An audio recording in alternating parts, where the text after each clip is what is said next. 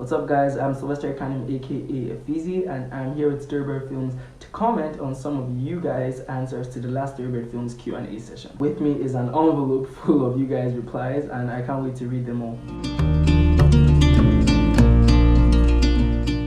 Okay, so the first question is from Bankole Opelua, and he or she says, "We have to agree, Nigerian parents, especially the old ones, are not the best at listening to you or giving you attention, but they do their best in their own way." I feel like Nigerian parents that are like parents of like teenagers or young adults right now, when they were young, like mental health and like struggles, like things that we're more vocal about now, weren't really topics that they could discuss back then, and they don't really understand it, you know? So Nigerian kids can't really talk to their parents about stuff that they're going through because they don't feel their parents can understand. You understand what I mean? Like, yeah, that's what it is. So yeah, you're not wrong. They try their best in their own little way, but sometimes it's not just enough, you know? The next question is from Kwame B. It says, "I understand what Duke is going through because I'm facing a similar situation. Everyone feels the same pains in losing something important, and let's say even if you take your time to explain your situation to people, what do you think will happen? Nothing." There's this saying that goes, "A problem shared is a problem solved." I really do believe that because like Duke, he finally shared like everything that's been going on with him, and you finally understand like this guy has been through a lot. So, you know, he shared these problems with his friends, and he said it himself. He feels lighter, he feels happier. I don't necessarily know what you're going through, and I really am sending like lots of love your way, Kwame, but I really would advise that you talk to someone you trust, someone that you know really cares about you. It may not necessarily solve everything right away, but it actually will do you a lot of good. The next question says, "So here's the thing. My relationship with my parents is the same as Duke's.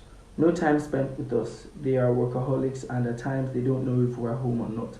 But that didn't force us to follow the world's desires." I agree with you. Duke needs Jesus.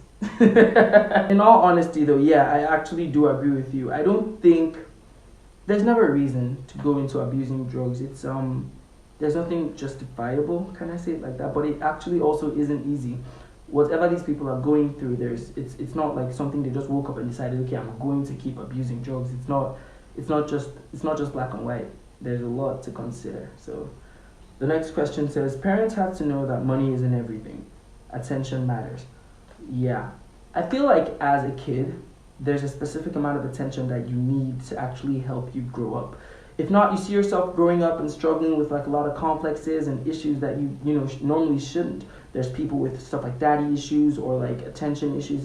It's a real thing. That's one of the reasons why Duke was like pushed into drugs, because he didn't get that parental love, that guidance. He didn't feel loved by his parents, and that's really an issue that we need to change, man. The next one reads, "I'm a Ghanaian and I really love this series. It's very educative and entertaining as well." Thank you. "I really understand whatever Duke is going through. I'm going through something similar but worse than his. It feels too bad, but that's not enough reason for him to be doing drugs." First of all, I'm like sending lots of love your way, but I don't think people just like wake up and like, "Ooh, how can I abuse drugs today? That's my plan for the day." No, everybody's going through something, which means everybody has a coping mechanism that helps them soften the blow of whatever it is they're going through at that point in time. Duke chose drugs, which is not a wise option, by the way. My grandma used to say, 100 years isn't forever. It simply means whatever you are going through, it's not gonna last forever. You're gonna overcome.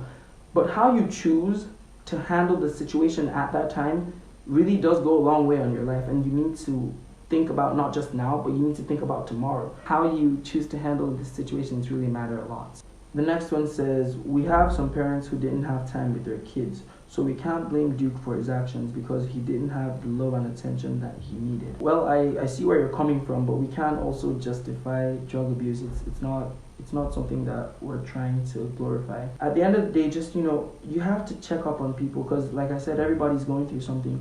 So genuinely check up on people. That's how we can be better people. That's how we can be better brothers, friends, sisters, uncles, aunts. That's how we can be better people in general. Just like really check up on the people you love, people you don't love, just check up on them. Even if they are going through something, make sure that they know that they're not alone, you know. So that was the last one for today's video. Thank you guys so much for all the love that you've shown Class on Class so far. It's been amazing. If you haven't participated in the Q&A session, you could go to Storybird Films and check it out and participate. We love reading your comments and we love hearing from you guys so much. Thank you again. This was fun. Keep watching Class on Class.